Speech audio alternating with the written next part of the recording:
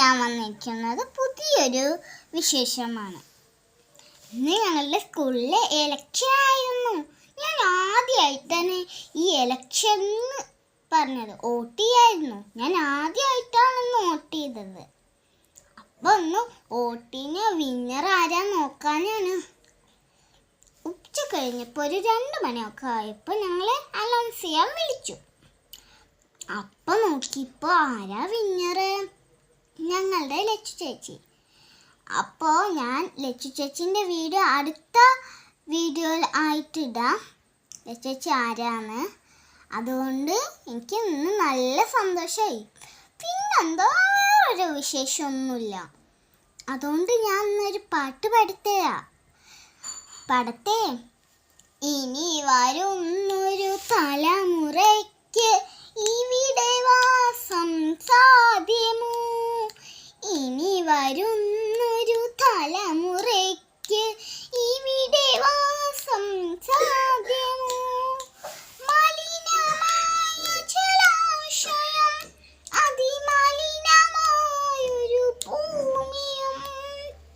മലിനമായ ജലാശയം, അതിമലിനമായൊരു ഭൂമിയും.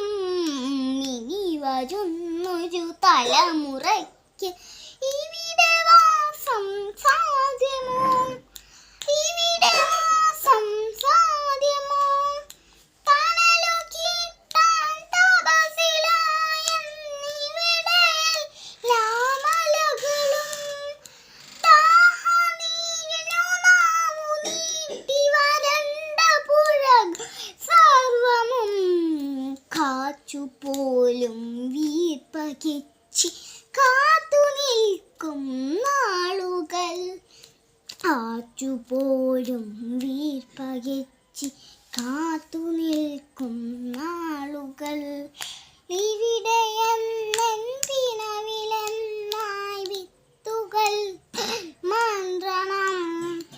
ഇവിടെ എന്തിരവിലെന്നായി വിത്തുകൾ തന്മന്ത്രണം.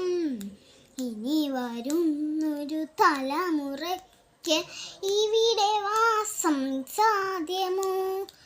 ഇവിടെ വാസം സാധ്യമോ? നന്ദി, നമസ്കാരം. എൻ്റെ പാട്ട് ഇഷ്ടമായെങ്കിൽ ഒന്ന് സബ്സ്ക്രൈബ് ചെയ്യണേ.